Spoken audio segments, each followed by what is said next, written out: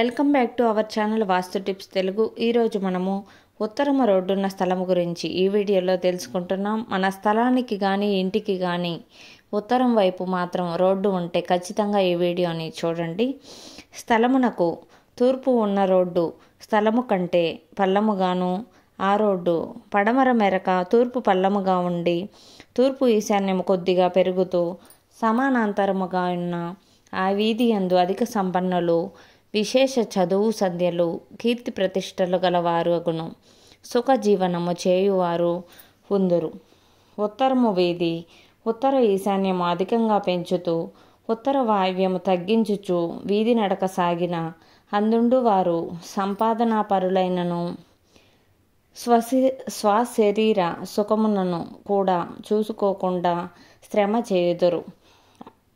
అవకాశం ఉండి కూడా భోగభాగ్యములు అనుభవించరు. లోబివారు పిసినారి వారులుగా ఉందురు.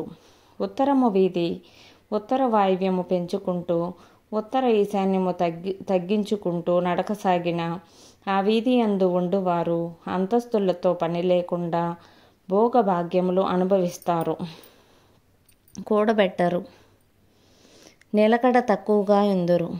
బంధుమిత్ర విరోధములు, దురదృష్టములు కలుగును, విసుగు కోపము అధికంగా ఉండును.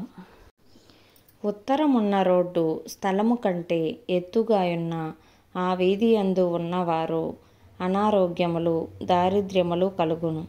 అందున్న పురుషులకు స్త్రీల మీద అనుమానములు అధికముగా ఉండును. అట్టి స్థలము పదే పదే అన్యక్రాంతము జరిగి చేతులు మారుచుండును.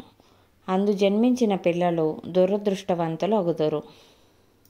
ఉత్తరమున్న రోడ్డు పడమర పల్లము తూర్పు మెరకగా ఉన్న ఆ వీధి యందుండు స్త్రీలు పెత్తనము చేయుట, పురుషులు శరీర శ్రమ చేస్తూ తెలివిహీనులుగా ఉందురు. పురుషులు స్వతంత్రించి ఏ పని చేసినను అచ్చుబాటుగా ఉండదు. ఉత్తరమున్న రోడ్డు విభిన్న వంకరలు కలిగి ఉన్న అందుండు వారు ప్రవర్తనా దోషులకు అగును, కఠిన మనుష్కులు అగును, స్వార్థపరులగును.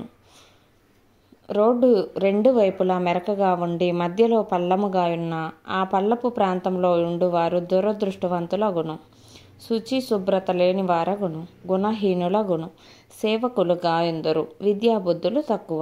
చూశారు కదా, ఇంటికి కానీ స్థలముకు కానీ ఉత్తరము వైపున్న రోడ్డు ఎలా ఉంటే శుభ ఫలితాలు కలుగుతాయో, ఎలా ఉంటే అశుభ ఫలితాలు కలుగుతాయో. వీడియో నచ్చితే లైక్ చేయండి. మరిన్ని వీడియోస్ కోసం ఇప్పుడే మా వాస్తు టిప్స్ తెలుగు ఛానల్ని సబ్స్క్రైబ్ చేయండి. Thank you for watching. Bye bye.